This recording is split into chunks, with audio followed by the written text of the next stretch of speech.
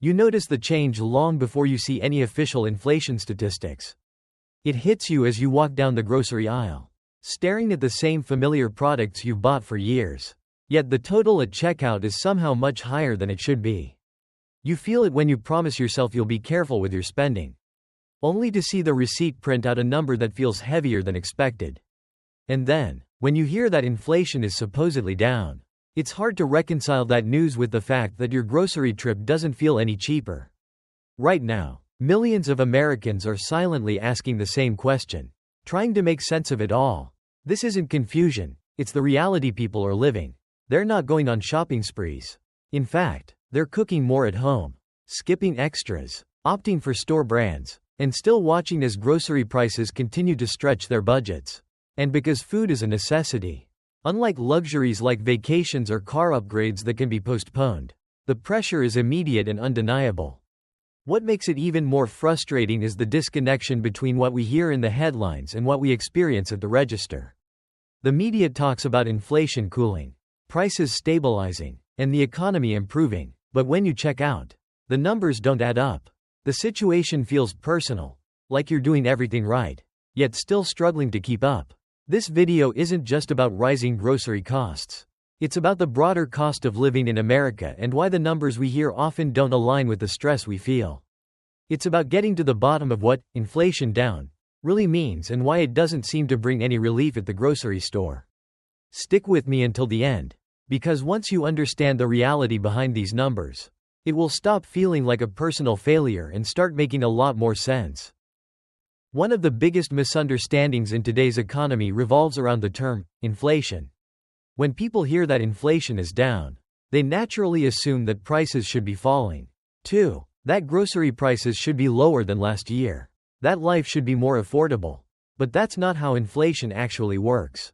Inflation doesn't measure whether prices are high or low, it measures how quickly they're changing. Think of it this way: inflation is about speed, not distance. Imagine a car going 100 miles per hour and then slowing to 20 miles per hour. It's still moving forward, it hasn't turned back. It simply stopped accelerating as fast as it was before. That's exactly what's happened with grocery prices.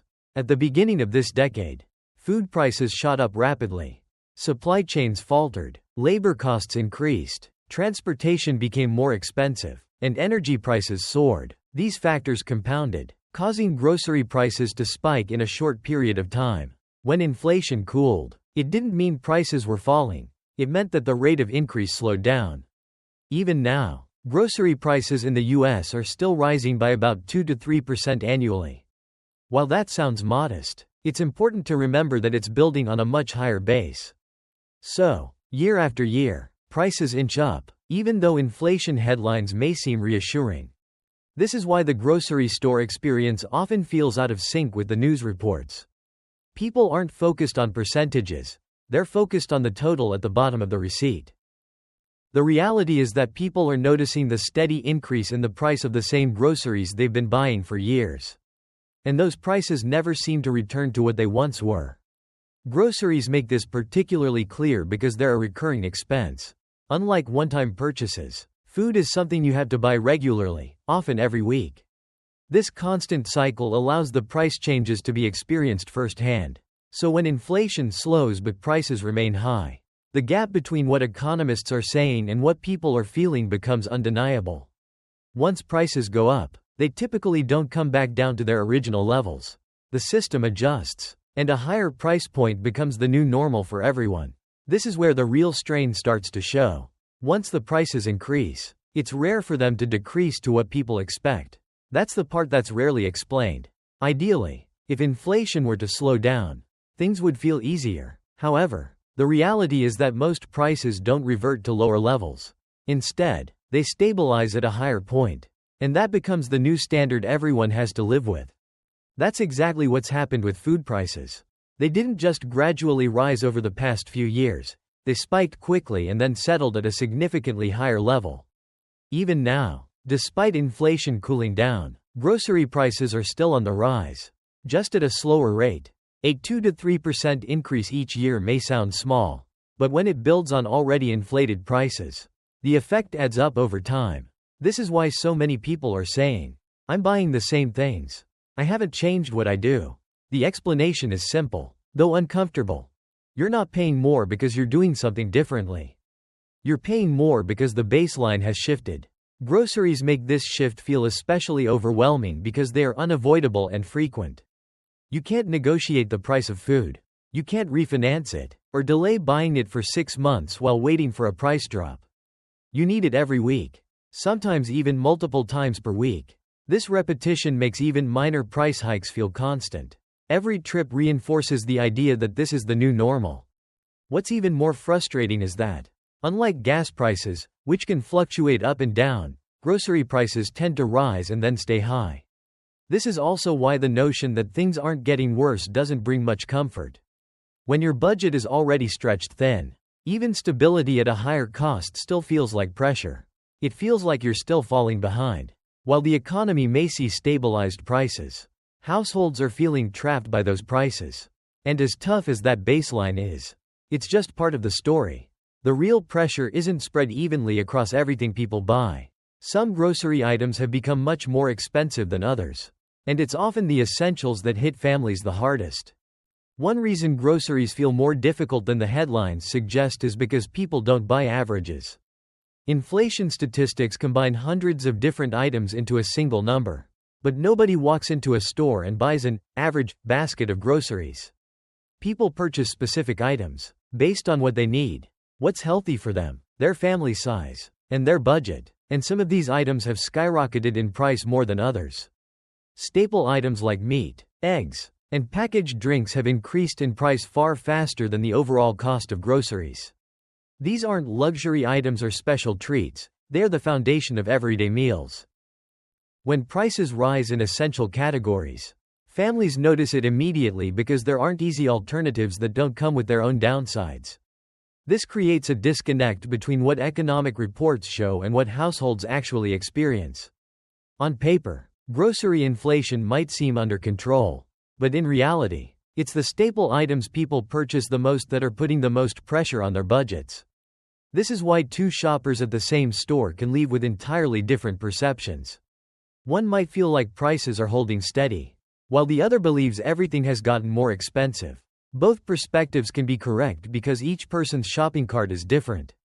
For example, families with children typically buy more protein, dairy, and ready-to-prepare meals, whereas single adults might have more flexibility to adjust meals or take advantage of sales. But inflation doesn't discriminate based on household structure. It affects where consumption remains constant. And that consistency turns price increases into tangible financial strain. When the items you buy every week increase in price faster than your income, the relief from any price decreases in other categories doesn't matter. The squeeze happens where it counts the most. This is also why grocery inflation often feels more personal than other forms of price hikes. Instead of comparing abstract numbers, people are comparing their memories. They remember what these items used to cost and what their shopping cart used to look like.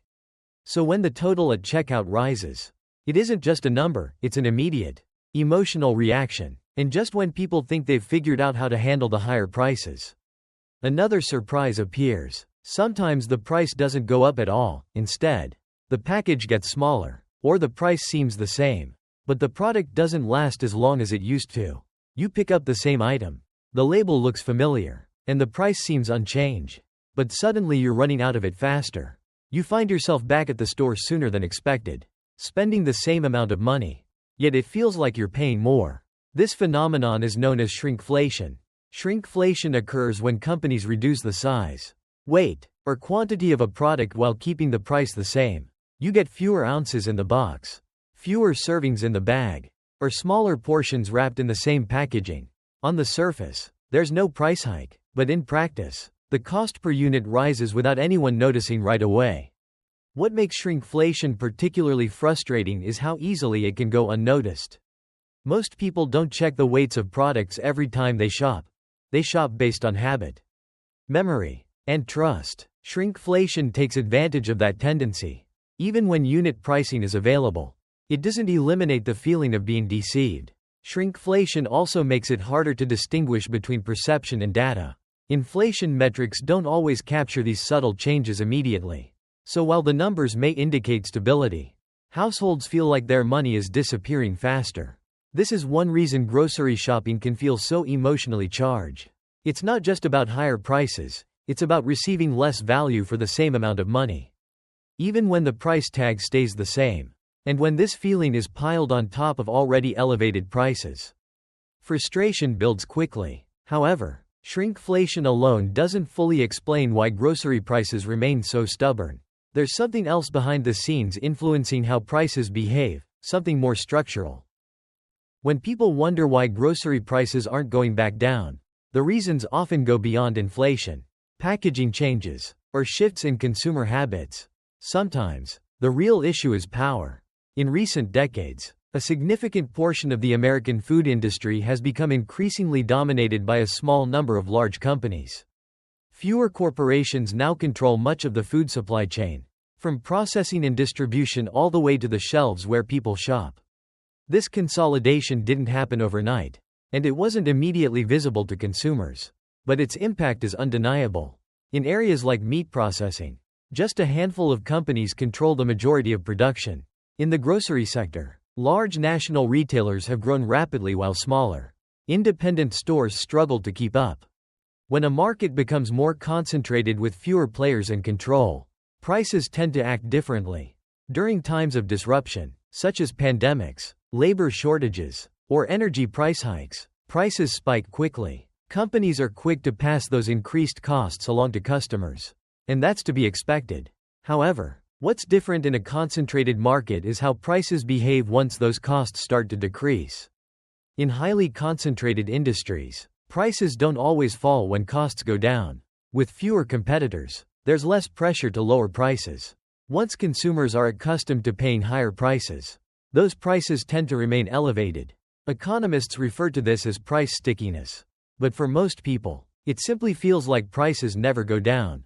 It feels unfair. Even though families are tightening their budgets, adjusting their spending, and cutting back where they can, the prices remain unchanged. This doesn't mean that every price increase is part of a coordinated effort. It just means that the structure of the market tends to favor stability over providing relief. Lowering prices can be seen as riskier for companies, especially when they are focused on maintaining profit margins and meeting shareholder expectations. For consumers, this creates a situation where prices rise during difficult times, stay high during recovery, and the burden of adjustment falls almost entirely on households. This is why grocery inflation feels different from other kinds of price increases. It's not just fluctuating, it's persistent, resistant, and feels locked in. While the corporate sector may slowly adjust, families are forced to adapt right away. They have to find ways to stretch their income, rearrange their priorities, and absorb the pressure however they can. This brings us to the next challenge. When prices don't fall, and wages don't keep pace, something has to fill the gap. Even small, gradual increases in grocery prices can cause significant strain when wages don't rise fast enough to keep up. On the surface, wages have increased over the past decade. Paychecks are higher than they were 10 years ago. But when you adjust those wages for inflation, when you consider what they actually buy, the story changes. Real wage growth has been slow, uneven, and fragile. For many households, grocery prices have increased faster than their purchasing power. As a result, even small price hikes can stretch budgets to their breaking point, not because people are mismanaging their money, but because there's no financial cushion left. This is where savings start to vanish quietly. People save with good intentions, planning for the future, but end up dipping into those savings to cover basic expenses like groceries, gas, and utilities. They're not using their savings for emergencies or unexpected costs. They're simply using it to make it through the month. Over time, saving begins to feel futile, not because it's pointless, but because everyday expenses eat up everything. Unfortunately, this pressure doesn't often make it into the headlines. The effects show up in the small, everyday decisions we make. Choosing store brands over familiar name brands, skipping certain items, waiting for sales that don't last as long or offer as much savings as before. But it goes beyond that, leading to a much bigger question. This question carries a heavy weight and shifts how people view their future. Grocery shopping transforms into a stark reminder that progress feels stalled. What's toughest is that this squeeze doesn't need a dramatic event to take hold. There's no sudden crisis or one big bill that sends everything spiraling. Instead, it's the slow, consistent pressure that erodes confidence and flexibility over time. When wages can't keep pace with rising costs for essentials like food, that gap between income and spending doesn't remain empty for long. It gets filled. And increasingly, it's being filled with credit. As grocery prices climb and wages lag behind, people don't adapt by spending more money, they adapt by paying in a different way. For more and more Americans, groceries are no longer paid for entirely with cash, they're paid for with credit. A few items on a credit card, a balance that carries over, and a promise to pay it off next month when things feel a little easier. At first, it doesn't seem risky, it feels practical. Credit cards act as a temporary bridge, helping smooth out the gap when paychecks fall short and prices keep rising. Since groceries are a regular, predictable, and essential cost, they're often the first place where people use that financial buffer. However, credit comes at a cost. And right now, that cost is steep. With high interest rates, even small balances can snowball quickly. What might start as a few $100s for food can quietly transform into a growing debt that's hard to escape. Making the minimum payment keeps the credit card active, but it doesn't relieve the pressure. This is how groceries shift from being just a weekly expense to becoming part of a larger, ongoing financial burden. The irony is that this type of debt doesn't stem from excessive spending, it comes from restraint. From people who are already trimming their budgets and avoiding unnecessary indulgences. They're not borrowing to splurge, they're borrowing just to get by. Because this borrowing happens gradually, many don't realize how reliant they've become on credit until it feels like an ever-present weight. The balance on the card never truly disappears, and the interest never stops accumulating. Every trip to the grocery store carries just a little more pressure than the last. What makes this especially exhausting is the emotional toll. People know they're doing their best, that they're being responsible, but the math keeps pushing them backward. When food, the most basic need, requires borrowing, it changes how people think about money. Stability starts to feel fragile, and one unexpected expense becomes a source of real anxiety. Planning for the future feels impossible when the present is so precarious. This pressure doesn't just live on a spreadsheet. It invades people's minds, routines, and their sense of security. And that's the hardest part to measure, but also the most impossible to ignore. Eventually, the conversation about rising grocery costs shifts from being about money to being about stress. Food stops being just another bill, it becomes tied to health, well-being, and dignity. So, when groceries become harder to afford, the pressure goes deeper than numbers on a page. It becomes emotional, mental, and relentless. As the cost of food rises, people begin to shift how they think about their meals. They stop focusing on what they want to cook and start considering what they can afford to stretch.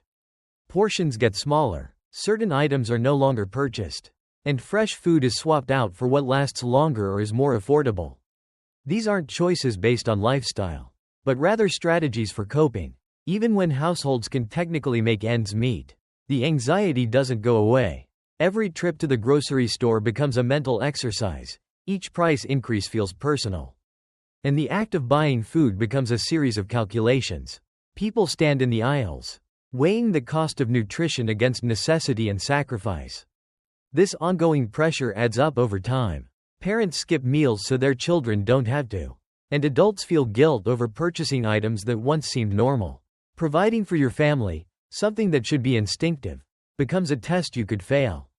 And because this kind of stress repeats every week, it becomes a constant, low-level tension that never fully dissipates. It's there in the background, shaping daily routines, affecting sleep, and clouding decision-making. What makes this particularly hard to deal with is how invisible this stress often feels. There's no obvious crisis, no dramatic moment of reckoning, just a steady, underlying sense that life is more expensive than it should be.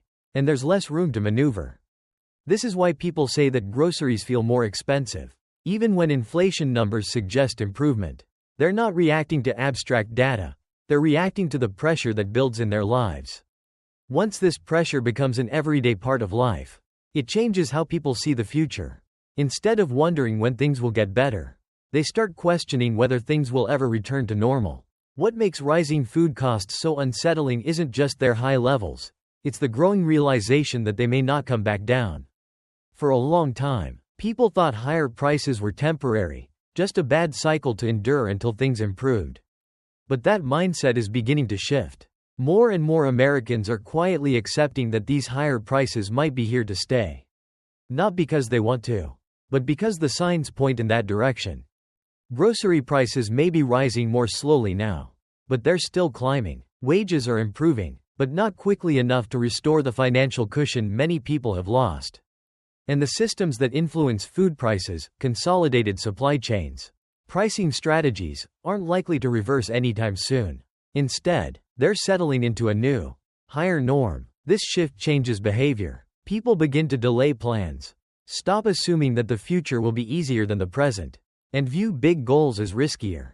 Even small comforts start to feel unnecessary. Over time, expectations shrink, not out of pessimism, but as a form of self-protection. This is when financial stress evolves into something more profound, a mindset.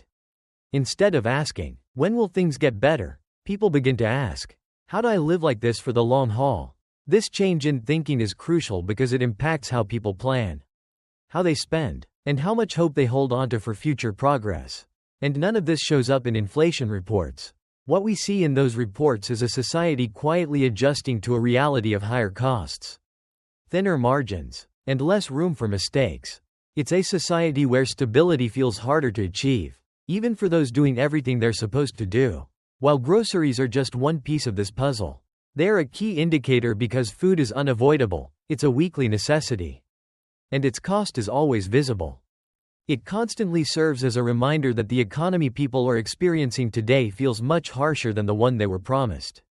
This brings us back to the central question. Why do groceries feel more expensive even when inflation is reported as slowing down? The reason lies in the fact that inflation measures the rate of change, not the overall level. Prices shot up quickly, stabilized at a high point, and never returned to where they once were. The most commonly purchased foods saw price increases far beyond what average inflation statistics might suggest. On top of this, shrinkflation has made products smaller without lowering prices. And wages and credit have been stretched to their limits, trying to keep up with the rising cost of living in America. This isn't about making poor decisions, it's about the structural pressure that gradually builds up and affects daily life.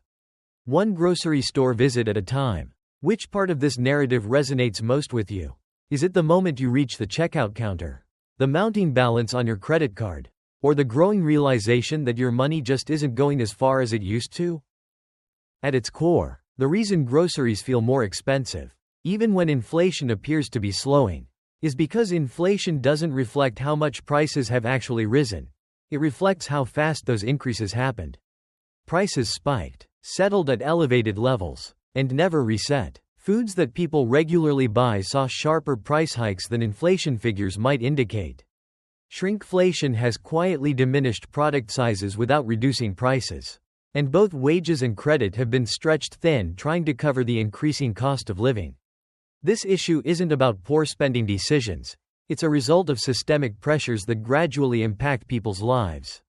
Showing up each time they go to the store. What part of this situation feels most familiar to you?